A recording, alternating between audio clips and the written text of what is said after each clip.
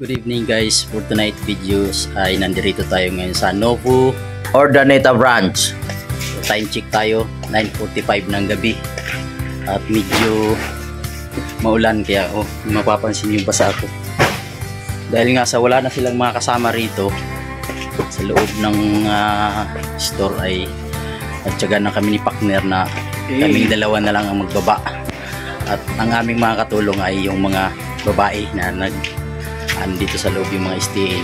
Tara, punta natin sila.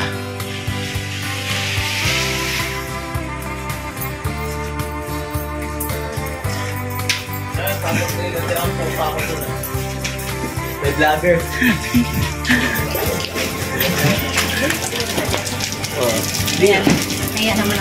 So yun guys, ayan, kung mapapansin nyo, ayan halos puno pa yung truck namin.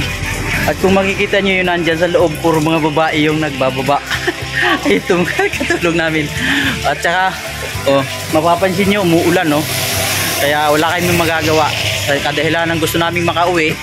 Kaya gagamitan na namin ang pinagbabawal na tik-tik ni partner dahil wala na nga kaming mga katulong dahil wala na yung mga kasama nila dito.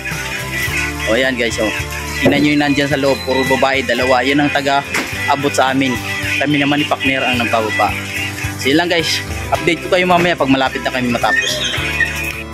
So yan guys, medyo maulan kaya patuloy pa rin namin binababa para lang matapos.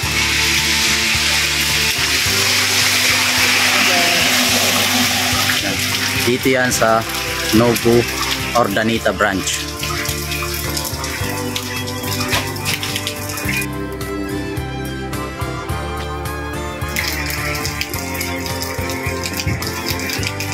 Wala nang ayawan to.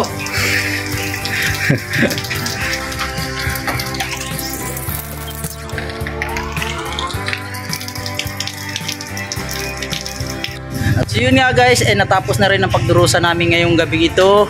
Natapos na rin, wala nang laman yung aming truck. Tingnan nyo guys, empty na At resibo na lang ang aming aantayin. At pag nakuha namin ang aming resibo ay tuloy na kaming babalik ng Maynila. At ito'y may layo na naman na 180 kilometers. At kami kukonsumo ng halos 3 oras kung kami itatakbo lamang ng 60 km per hour. Maraming salamat nga pala din kila Madam. Ayun yung mga tumulong sa amin. Ayun. Yan. Maraming salamat.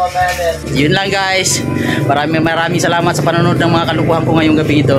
Bye bye.